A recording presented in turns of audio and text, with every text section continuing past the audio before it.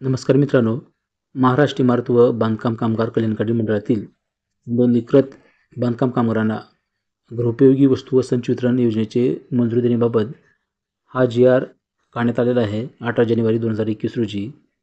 इमारत व बांधकाम कामगार व्यवसायात काम करणाऱ्या बांधकाम कामगारांना संबंधित आस्थापनेचे काम पूर्णत्वास आल्यावर रोजगाराचे नवीन काम सुरू होते तेथे स्थलांतरित व्हावे लागते. अशा स्थलांतराच्या ठिकाणी त्यांना नव्याने निवास पाल्याचे शिक्षण, आरोग्य, व्यावसायिक समस्या व भोजन याबाबत जुळवून घ्यावे लागते. अशा संबंधित शासन निर्णय निघालेले आहे की त्यांना आता गृहोपयोगी वस्तू देण्यात येणार आहेत. तर त्याच्या योजनेच्या अटी व शर्ती काय आहेत आपण पाहणार आहोत.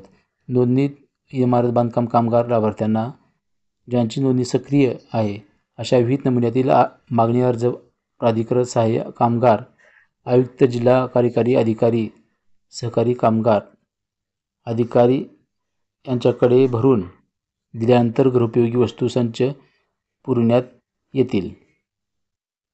गृहोपयोगी वस्तू संचामध्ये 17 वस्तूचा समावेश करण्यात आला आहे.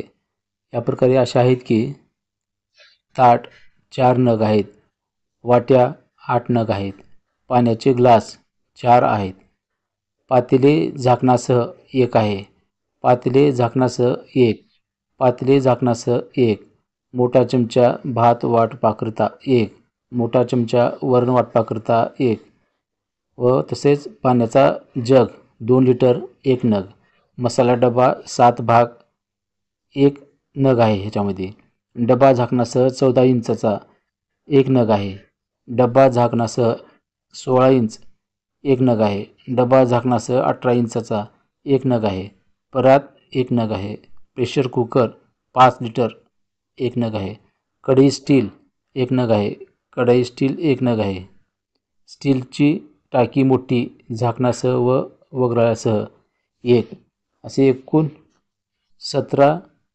संच आहेत. हे सर्व लाभ नोंदणीकृत इमारत लाभार्थ्यांच्या जे सक्रिय आहेत अशाच ॲक्टिव्ह जे फाईल आहे अशाच लोकांना लाभ मिळणार आहे. गृहोपयोगी वस्तू संच वितरित करताना नोंदित इमारत व बांधकाम कामगार लाभार्थी ज्यांची नोंदणी सक्रिय आहे, ज्यांचे छायाचित्र काढणे व बायोमेट्रिक पद्धतीने बोटाचे ठसे घेणे अनिवार्य आहे